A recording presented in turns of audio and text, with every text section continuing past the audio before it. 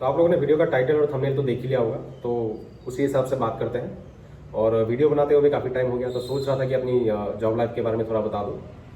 जो नए नए जॉब में आए हैं या फिर एस्पायरेंट्स हैं, स्टिल एस्पायरेंट्स हैं, एस्पायर कर रहे हैं, जॉब ढूंढ रहे हैं, एग्जाम्स लिख रहे हैं, उन लोगों के लिए, ताकि उन लोगों को थोड़ा सा आभास हो सके कि गवर्नमेंट जॉब का सिनारियो क्या होता है। ठीक है। और थोड़ा सा ये भी बता दूंगा कि जितना हार्ड वर्क हम करते हैं गवर्नमेंट जॉब के पीछे, जितना टाइम हम लगाते हैं गवर्नमेंट जॉब का प्रिपरेशन में, क्या वो वर्थ है वाकई में, वो भी थोड़ा सा बताऊंगा, विस्तार में नहीं। तो मेरे को गवर्नमेंट जॉब करते हुए अराउंड 2 ईयर्स हो गया, 2 ईयर्स से ज़्यादा ही हो गया, 2 ईयर्स 2-3 मंथ्स हो गया होगा।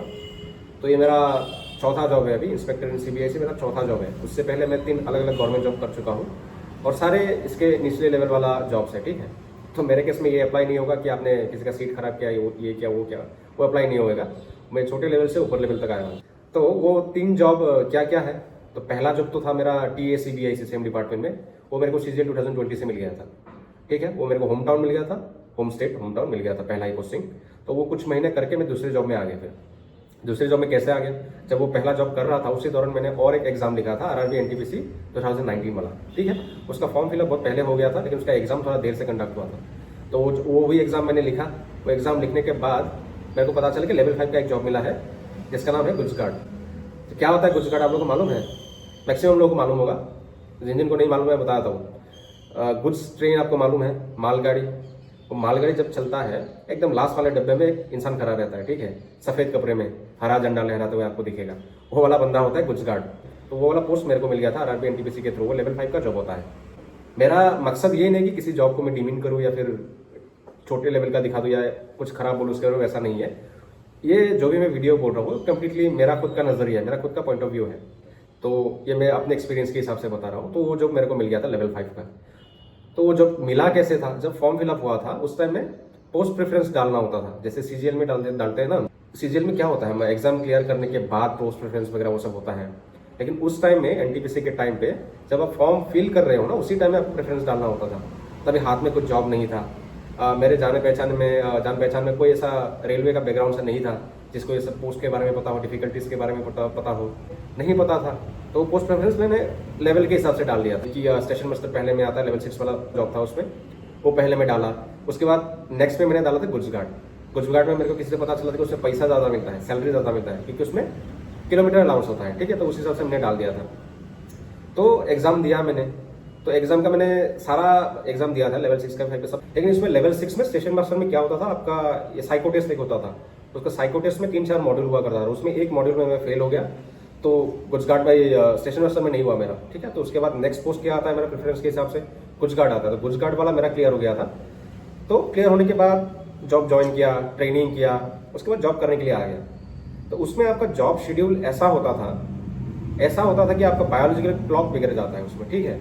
आप कब खाते हो, कब सोते हो, कब दूसरा काम करते हो, कुछ नहीं आपको मालूम रहता। पूरे 24 आवर्स में, एक दिन में 24 घंटा होता है। ठीक है। उस 24 घंटे में एक भी ऐसा घंटा नहीं हुआ होगा मेरे साथ जिस घंटे में मैं काम नहीं कर रहा हूँ। ठीक है। रात के 1 बजे को ड्यूटी किया हूँ, रात के 2 बजे, 3 बजे, 4 बजे, सुबह 5 बजे, सभी घंटे में मैं ड्यूटी कर चुका हूँ। मतलब उस टाइम पे ड्यूटी कर चुका था। तो ऐसा हो गया था कि मतलब आप पैसे तो कमा रहे हो, आपको किलोमीटर अलाउंस मिल रहा है, आपका सैलरी उसके हिसाब से ठीक ठाक बन रहा है, किलोमीटर अलाउंस मिलता है आपको, और बाकी नॉर्मल सैलरी का जितना भी होता है वो मिला के अच्छा खासा अमाउंट बन रहा था आपका। अराउंड 1 लाख के आसपास बन जाता है अगर आप ठीक ठाक डिस्टेंस कवर कर लेते हो, तो अच्छा खासा सैलरी बन जाता था। लेकिन उस सैलरी का मतलब क्या, अगर आप खुद को टाइम नहीं दे पा रहे हो, खुद का दूसरा कुछ काम हो वो नहीं कर पा रहे हो, ओनली ड्यूटी सोना खाना, ड्यूटी सोना खाना वही चल रहा है, तो वो आज के हिसाब से 2025 के हिसाब से वो लाइफस्टाइल मतलब मेरे को सूट नहीं कर रहा था। ठीक है। तो वो भी 3-4 महीने तक किया वो जॉब। तो वो जॉब करके मैं काफ़ी डिप्रेस्ड हो गया था एक टाइम पे। ठीक है। सोचने लगा था कि यही जॉब अगर मैं बुढ़ापे तक करता रहूँ, रिटायर होने तक, तब मेरी ज़िंदगी कैसी हो जाएगी। सुपर एनुएशन तो छोड़ो, उसके बीच में ही हेल्थ खराब हो जाएगा आपका। ठीक है। सैलरी के अलावा उसमें एक पॉजिटिव चीज़ नहीं है आपका। देखिए, मेरा किसी भी जॉब को डिमीन करना, छोटा दिखाना, वो सब मेरा मकसद नहीं है। जो मैं एक्सपीरियंस किया हूँ मैं बोल रहा हूँ वो वीडियो में, ताकि दूसरे लोग भी पता चल सके कि कैसा सिनेरियो होता है उसमें। ठीक है। तो ये जॉब मैं कर रहा था। तो यही जब यही जॉब करते करते मैंने CGL 2023 का प्रीलिम्स भी दे दिया। ठीक है। प्रीलिम्स दे दिया। तो प्रीलिम्स देने के बाद प्रीलिम्स क्लियर हो गया मेरा। उसके बाद जब मेंस आते आते मेरा ड्यूटी का लोड भी बढ़ गया था। ठीक है, ज़्यादा मतलब लोड फील होने लगा था उस टाइम तक। फिर मैंने क्या किया, मेरा एक दिन बहुत गुस्सा आ गया, मतलब बहुत फ्रस्ट्रेटेड हो गया, मैं एक्सट्रीम लेवल तक हो गया। फिर मैं सोचा कि ये जॉब मैं रिज़ाइन कर दूंगा, ठीक है। घर में भी बात किया, घर में बोलता था कि इतना अच्छा सैलरी है, क्यों छोड़ रहा है ये वो। फिर मैंने सुना नहीं, मैंने खुद का सुना, रिज़ाइन मार दिया मैंने। रेजिग्नेशन लेटर जाके अपना डिवीज़न में सबमिट कर दिया। उसके बाद मैं घर में बैठ गया मेंस का प्रिपरेशन करने के लिए। और आप अभी सोच रहे होंगे ऐसा कैसे हो सकता है, एक जॉब छोड़ के घर में बैठ गए फिर दूसरा एग्जाम का प्रिपरेशन करने लगे। तो सुनिए मेरी बात, वैसा नहीं हुआ था एग्जैक्टली। वो मैं किया था एग्जैक्टली वैसा ही किया था, लेकिन कर कैसे पाया, कर इसलिए पाया क्योंकि मेरे हाथ में ऑलरेडी और एक जॉब था। कैसे था, सीजीएल 2021 मैंने लिखा था। सीजीएल 2021 के थ्रू मेरे को ऑडिटर सीजीडी ऑलरेडी मिल चुका था, उसका अपॉइंटमेंट वगैरह मेरे को मिल चुका था। तो वो एक्सटेंशन पे डाल रखा था मैंने, ठीक है। एक्सटेंशन पे क्यों डाल रखा था, क्योंकि मेरे को पता था कि ये गार्ड वाला जॉब बाद में जाके थोड़ा दिक्कत करेगा। तो मैं फिर भी खुद को पुश कर रहा था कि एक लिमिट तक मैं करके देखता हूँ, अगर खुद को पुश कर पाता हूँ तो मैं ये जॉब कर जाऊँगा, वो सीजीडी ऑडिटर वाला नहीं करूँगा बोल के सोच के रखा था। उसके बाद में जाके इतना प्रेशर बिल्डअप हुआ मेरे ऊपर, मेरे से वो जॉब और हुआ नहीं, मैंने रिजाइन मार दिया। और वो extension with in extension period में मैंने जाके सीजीडी ऑडिटर ज्वाइन कर लिया, ठीक है। ये रेलवे वाला जॉब भी मेरे ही होम स्टेट में था, हालांकि डिस्ट्रिक्ट अलग अलग था लेकिन होम स्टेट में ही था। ये सारा तीनों जॉब जो मैंने किया है वो होम स्टेट में ही है मेरा। तो ये रेलवे वाला मैंने जॉब छोड़ा, ठीक है। उसका मेंस का एग्जाम लिखने के तुरंत बाद ही मैंने जॉब छोड़ दिया। उसके बाद एक्सटेंशन पीरियड में मेरा सीजीडी ऑडिटर था, वो आके मैंने ज्वाइन कर लिया, ठीक है। सीजीडी ऑडिटर ज्वाइन किया, उसमें ज्वाइन करने के कुछ महीने बाद मेंस का रिजल्ट निकला, ठीक है, फाइनल रिजल्ट निकला। तो उसमें पता चला कि मेरे को इंस्पेक्टर मिल गया है। लेकिन मेरे को डाउट था कि मेरा होम स्टेट मेरे को मिलेगा कि नहीं बोल के, वो बाद में जाके पता चला कि मेरे को होम स्टेट नहीं मिलने वाला है, ठीक है, वो अलग बात है। लेकिन जब सीजीडी आके मैंने ज्वाइन किया, वो वाला आपको बताया था, सीजीडी आके ज्वाइन किया, उसमें कुछ महीने काम किया। तो लेवल 5 का 2 जॉब किया मैंने, ठीक है। एक है आपका सीजीडी ऑडिटर और एक है आपका रेलवे वाला गार्ड, ठीक है। दोनों जॉब को अगर आप कंपेयर कीजिएगा ना, ज़मीन आसमान का फर्क है, और होगा भी, क्योंकि जो रेलवे वाला जॉब है वो आपका फिजिकल लेबर मांगता है, ठीक है। जो आपका सीजीडी ऑडिटर वाला है वो आपका प्योरली डेस्क जॉब है। प्योरली डेस्क जॉब मतलब उसमें भी आपको ऑडिट वगैरह जाना पड़ता है, वो अलग बात है। तो उसमें आपको उतना कुछ प्रेशर वगैरह फील नहीं होगा जो मेरे को गार्ड वाली नौकरी में हो रहा था। तो जब मैं गार्ड से निकल कर ऑडिटर में आया तो मेरे को बहुत सुकून मिला लाइफ में, ठीक है। ऐसा लगा कि किसी पिंजरे से बाहर निकल के आ गया हूँ मैं, ऐसा फील हो रहा था। तो जॉब के मामले में अगर मैं बोलूँ तो इन तीनों जॉब में से मेरे को बेस्ट लगा था सीजीडी ऑडिटर तब तक, ठीक है। सीजीडी ऑडिटर बेस्ट था, वर्किंग एनवायरनमेंट बढ़िया है, लेवल 5 के हिसाब से बहुत बढ़िया काम चलता है उधर में, और लोकेशन भी मेरा होम स्टेट में था तो बढ़िया ही था। और काम वगैरह भी आप धीरे धीरे सीख जाओगे, अच्छा लगने लगता है, फिर वैसा था, ठीक है। उसके बाद क्या हुआ, कौन सा कीड़ा मेरे को काटा और मैं अपना होम स्टेट छोड़ के यहाँ दूसरे स्टेट में आ गया ज्वाइन करने के लिए हैदराबाद में। मैं हालांकि आसाम से बिलोंग करता हूँ, मेरे ब्लॉग्स में मैंने बता दिया ऑलरेडी कि आसाम से बिलोंग करता हूँ। तो आसाम छोड़ के मैं हैदराबाद क्यों आ गया, इसका एक ही रीज़न है, ठीक है। जिस दिन भी कोई बंदा या बंदी सीरियसली सीजीएल का प्रिपरेशन करने में लग जाता है ना, उसका एक ही मकसद होता है, उसको हाईएस्ट लेवल वाला पोस्ट मिले और अपने होम स्टेट में मिले, ठीक है। मैंने भी जब अपना प्रिपरेशन सीरियसली स्टार्ट किया, जब मेरे को पता चलने लगा कैसा क्या होता है सीन, तो मेरा भी वही मकसद था कि लेवल 7 एक पोस्ट मिलना चाहिए, और ऐसा पोस्ट मिलना चाहिए कि मेरे को होम स्टेट मिल जाए। अभी जो एएसओ सारा है आपका, वो सारा दिल्ली में पड़ा हुआ है, लेकिन मेरे स्टेट में तो है नहीं एएसओ का कोई भी पोस्ट। तो एएसओ का एस्पायर करके मैं क्या करूँगा, हाँ। कभी इसलिए एएसओ के लिए सोचा भी नहीं, ट्राई भी नहीं किया।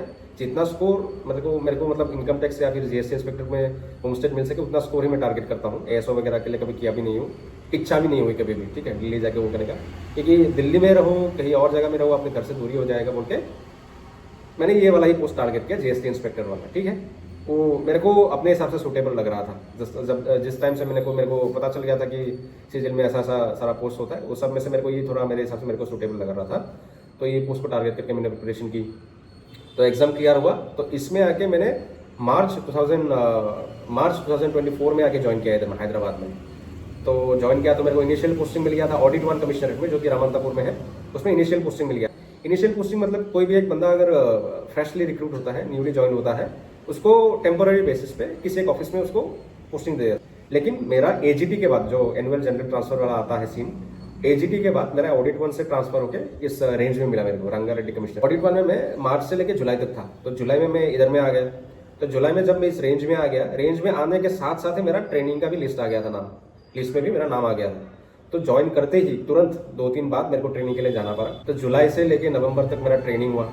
ट्रेनिंग खत्म होने के बाद आप जो जॉब करने आए हो ना, वो जॉब का असली सिलसिला शुरू होता है। एक्चुअल जो जॉब का सिनारियो है वो ट्रेनिंग के बाद आपका स्टार्ट होता है, जनरली वैसा होता है। तो मेरा फॉर्चुनेटली ज़्यादा वेट नहीं करना पड़ा था, 2-3 महीना वेट करने के बाद मेरा वाला बारी आया था, तो मैं अच्छा लगा था ट्रेनिंग करने के लिए। और उसके बाद जब ट्रेनिंग खत्म हुआ, ट्रेनिंग खत्म होने के बाद मैं आया ऑफिस, वापस ज्वाइन किया, मेरे को काम करना पड़ा, ठीक है। तो ऑफिस का यूजुअल काम आपको करना पड़ेगा उसके बाद। तो अभी मेरा काम करते हुए भी अभी काफ़ी टाइम हो चुका है ट्रेनिंग के बाद। तो इससे मैं इस एक्सपीरियंस से मैं आपको यही बता पाऊंगा कि ट्रेनिंग पीरियड आपका बेस्ट पीरियड होता है, ठीक है। कैसे, किस सेंस में मैं बोल रहा हूँ ये बेस्ट पीरियड इसलिए बोल रहा हूँ कि आपका जो कॉलीग्स है, आपका जो बैचमेट्स है, उसमें मिलेंगे, ट्रेनिंग में आपको मिलेगा वो लोग, उन लोगों के साथ आप एंजॉय करोगे, क्लासेस करोगे, दूसरा एक्टिविटीज़ करोगे, बहुत मज़ा आता है, ठीक है। जॉब का, असली जॉब का कभी पता नहीं चलता कि क्या होने वाला है आगे, क्या सीखना पड़ेगा, क्या करना पड़ेगा, उसका इन डेप्थ नॉलेज नहीं होता है तब के टाइम पे। तो जब ट्रेनिंग खत्म करके मैं आया, मेरे को पता चला कि ये काम करना है, ठीक है। तो मैं अभी सबको बता दे रहा हूँ, जो अभी नया ज्वाइनी है उन लोगों को बता दे रहा हूँ कि आप लोगों का मेन काम क्या होता है, ठीक है। स्पेशली मैं तो रेंज का बताऊंगा अभी। रेंज में आपका मेन काम क्या होगा कि रिपोर्ट बनाना। रिपोर्ट, कैसा रिपोर्ट होता है? बहुत सारा रिपोर्ट होता है। देखिए, मैंने पहले भी आप लोगों को बोल दिया था कि एक जोन में जितना भी फॉर्मेशन होता है, रेंज, डिवीजन, कमिश्नरेट, हेडक्वार्टर, कितना भी होता है, तो जो सबसे स्मॉलेस्ट होता है आपका रेंज, जहाँ पे मैं पोस्टेड हुआ भी। तो रेंजेस में मेनली इंस्पेक्टर का मेन काम रहता है रिपोर्ट बनाना। और रिपोर्ट्स कैसा कैसा रिपोर्ट होता है? बहुत सारा रिपोर्ट होता है। टार रिपोर्ट होता है, कोई मंथली दूसरा रिपोर्ट होता है, वीकली रिपोर्ट, कुछ रिपोर्ट्स, बहुत सारा रिपोर्ट्स होता है। वो तो आपको पहले पता नहीं चलेगा क्या क्या रिपोर्ट होता है। जब आप कुछ दिन काम करिएगा, जब मंथ का एंड में या फिर वैसा कुछ टाइम पे आपको रिपोर्ट मांगा जाएगा, तब सुपरिटेंडेंट जो आपका रहेगा वो बताएगा कि ये सब रिपोर्ट है, आपको सीखना पड़ेगा कि रिपोर्ट कैसे बनाता है। और इसके अलावा जो भी मतलब जैसे तैसे करके टाइपिंग पास करके या फिर कंप्यूटर पास करके इस जॉब में आए हैं, उसके लिए स्ट्रिक्ट इंस्ट्रक्शन है मेरी तरफ से कि आप एक्सेल और वर्ड, ये 2 चीज़ अच्छे से सीख लीजिएगा, ठीक है। जब ट्रेनिंग वगैरह खत्म करके आप ड्यूटी ज्वाइन करने के लिए आएंगे ना, तब आपको बहुत ज़रूरत होगी उसकी, क्योंकि बिना एक्सेल का और बिना वर्ड का आप सर्वाइव नहीं कर पाएंगे या office day to day office life में, ठीक है। आपको हर वक्त उसका ज़रूरत पड़ेगा। वो 2 चीज़ें आप बहुत अच्छे से सीखें। उसके बाद रिपोर्ट बनाना सीख लें अपने सुपरिटेंडेंट से। उसके बाद जो ट्रेनिंग में आपको सिखाया जाएगा, रिटर्न्स वगैरह के बारे में, आईटीसी के बारे में, वो सारा चीज़ आपको ट्रेनिंग के टाइम में समझ में नहीं आएगा इतना अच्छे से। आ भी सकता है, बहुत बड़ी बात नहीं है, आ भी सकता है, लेकिन उस टाइम में हम फुल मतलब एंटरटेनमेंट मोड में रहते हैं। सीखने का उतना वो नहीं होता है। क्लासेस में आपको नींद आएगा, चाय पियोगे, वापस क्लास जाओगे, वापस नींद आएगा, वैसा सिनेरियो चलता है। तो उस टाइम ही अगर हो सके तो अच्छे से थोड़ा सीखने का कोशिश कीजिएगा। अगर नहीं भी होता है तो आने के बाद आपको अच्छे से सीखना है। कोई भी डाउट हो, अपना सुपरिटेंडेंट से जाके पूछना है, वो डाउट क्लियर करना है और अपने हिसाब से काम को आगे लेके जाना है, ठीक है। तो मेनली क्या क्या रिटर्न्स है आपको जानना है। JCR 1 होता है, 2A होता है।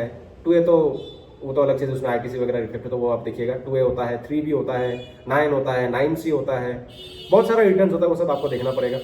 और रेंज में बेसिकली बोलो, रेंज में आपको PV के लिए जाना पड़ेगा। PV क्या होता है आपका?